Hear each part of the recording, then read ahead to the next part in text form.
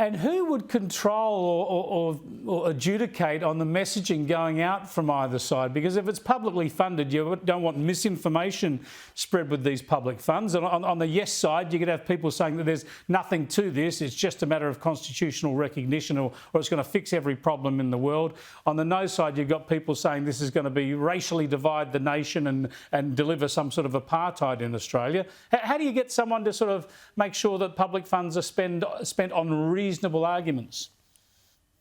Look, I think in traditional terms, the previous referendum that have been held in Australia, that it's been the responsibility of parliamentarians to provide that information within those pamphlets for those that oppose and those that are for in referendums. And I think that's, an appropriate way to go forward, because, as parliamentarians, whenever we're drafting legislation, bills, those sorts of things, there's a process of which we have to go through.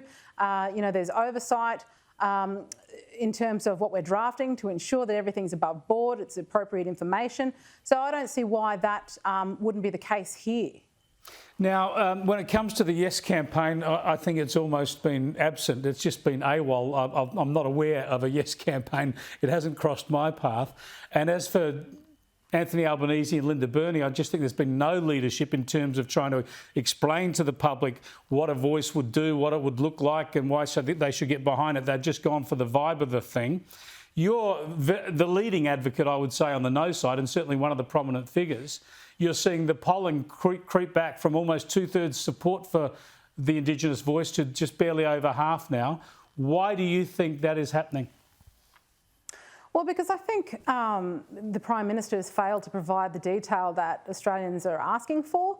It's very vague. Australians want to have all the information before them.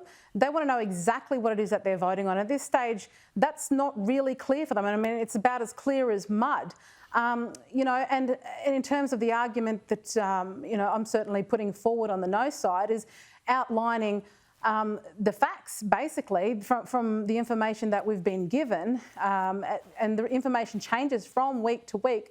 And the fact of the matter remains is that it's actually a very concerning prospect going forward, and that certainly this is a referendum that looks to amend our constitution to divide us along the lines of race, because it is specific to Aboriginal Australians, and Australians aren't silly.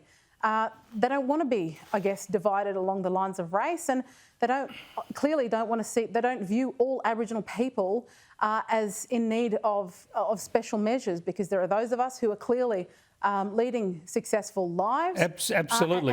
And perhaps they just want to take care of Australians on the basis of need. We'll have to come back to some of those discussions later, Jacinta. As you know, I have a slightly different take on them. But we're out of time. Thanks so much for joining us. It's always great to talk.